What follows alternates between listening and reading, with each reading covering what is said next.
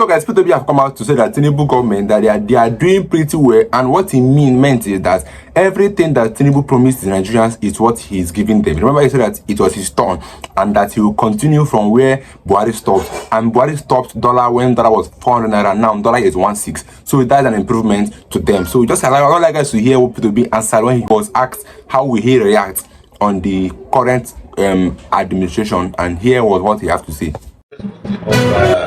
Religion, irrespective of anything, as statesmen, as Nigerians, and as politicians, and because we believe in one thing, that is service to the people.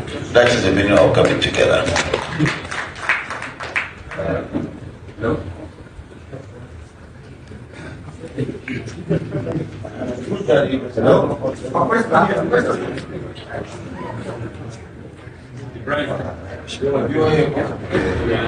Sir, with due respect to Mr. Peter Obi, I will first of all talk on a lighter mood. My name is Abdulwahab Muhammad from the Voice of America. Sir,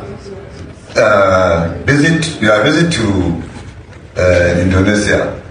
I can see that they have changed your style of dress.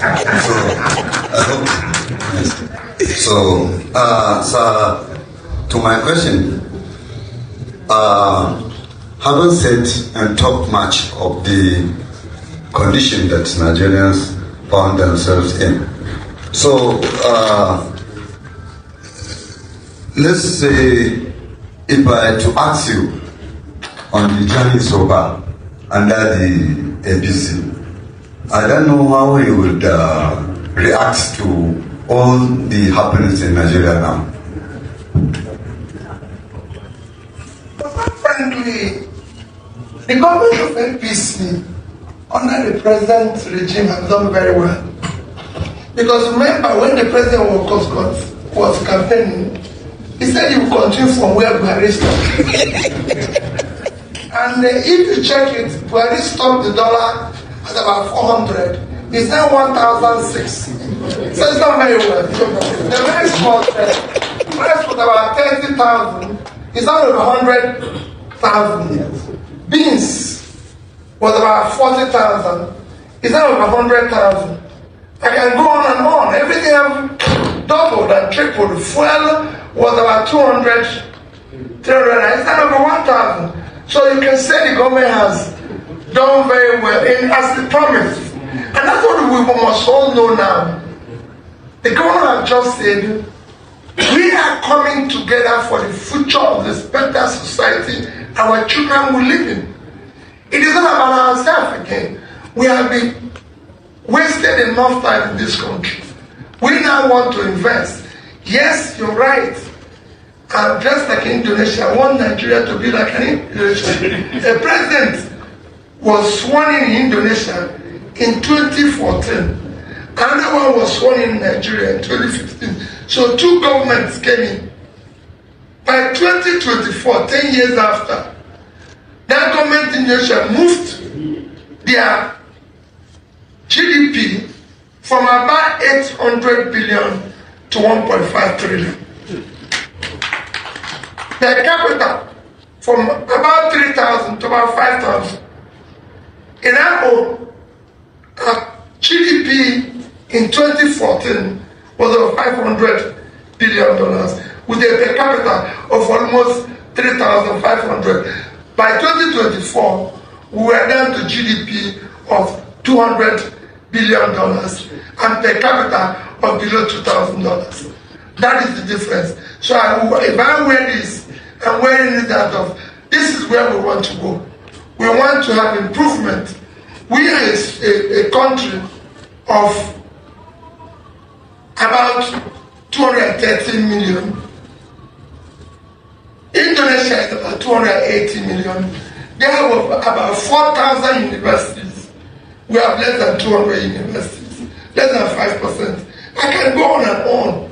I traveled to Indonesia with two of my colleagues who are Muslims. And I asked them for after 1 week of visiting everybody, including the former president and everything, did you see one Algeria? No one. Reason, they invested in education. have been and financed and supporting about 3 elementary schools now, am I right? Up to 4 of them. And they have found the most brilliant people in the world. Young kids in their 10s were able to memorize the Quran.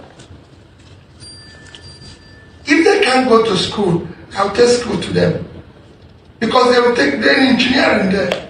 They will learn, they will become doctors from there. They will take everything from there. We want to pull them out of poverty. I want them all to return to where the industries in Bombay, Shradan 1, Shradan 2 in Kaduna is working. We want to see the textile companies in Kaduna. We want things to change. So it's not about anything. This hasn't changed. Things have deteriorated. That's exactly what it is. And that's what we want to turn it around. That's why he said with timelines. It's no longer, Nigerians are not fed up of promises. We want to invest in critical areas of development, education, health, and pulling people out of poverty. That is not the news you see here. The news you see in our country today is the news of every day one drama or the other. We want to end the drama so that we can watch film in the evening, discuss my business in the day.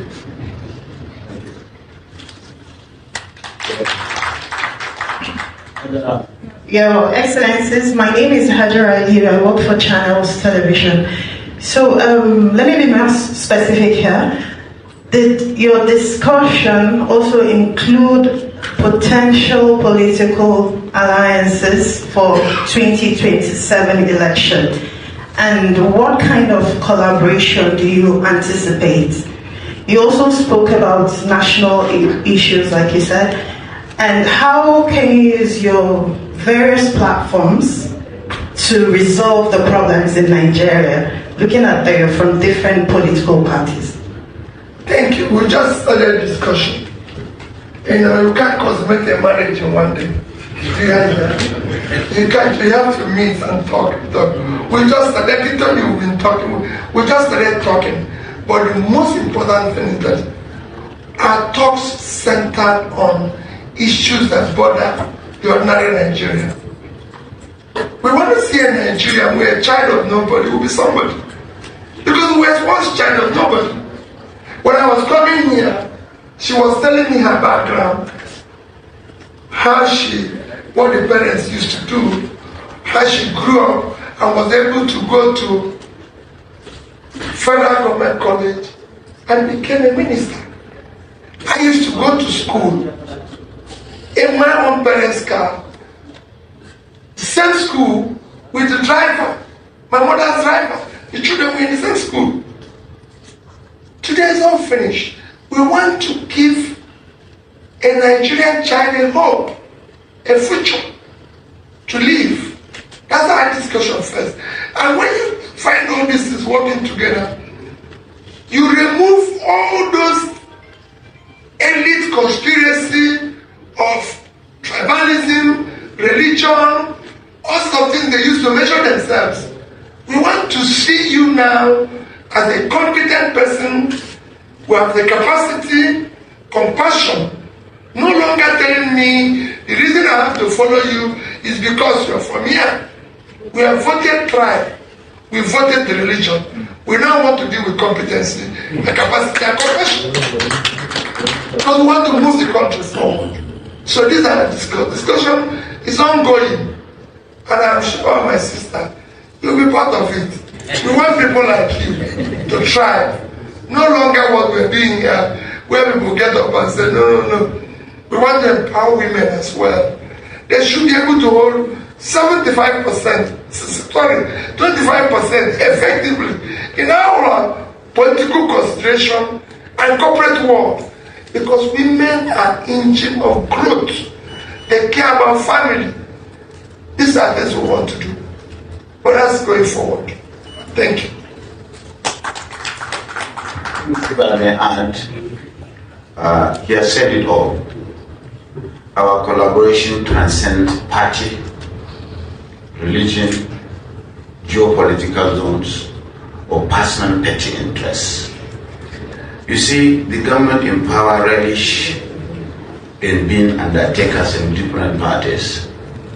We will use knowledge, tact, and strategy to transcend all this, to go beyond their estimation in such a manner that will come up with a framework that will give you as latitude to actualize our collective aspiration of providing good governance to Nigerians, irrespective of the bad interferences, permutations, or plans of those people who think that they can scuttle democracy through all the means that is in their hands, through the power of coercion, or even interference in the judiciary and so on and so forth. We will transcend all that, and that's the plan. Thank you.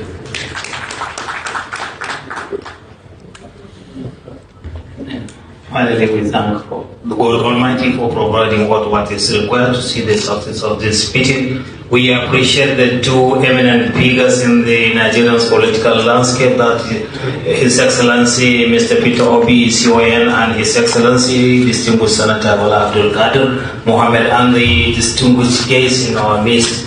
Thank you and God bless you all. National anthem, please. So guys, you heard what P2B have to say in this video, and is it a sense or no sense? To me, he made a whole lot of sense. That's why I will keep on posting this man, because every time he come out to make a speech, he's making a speech that is impactful. He's making a speech full of knowledge, because we've heard other person make a speech, we cannot even make a comprehensive meaning from what he's saying. This is different between somebody and somebody. This one is making a speech and it's very coherent. You can hear everything he's saying. But that person is making a speech, you cannot even make out a single meaning from his statement. And yes, the person is leading Nigeria. And you see what the man have done. He travels not just for travel, for traveling sake.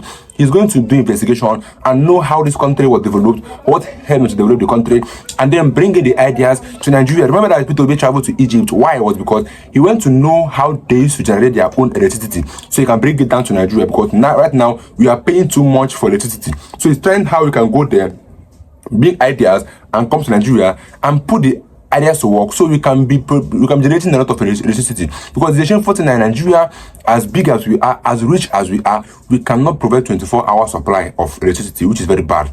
And we know that many companies are relying on electricity to function.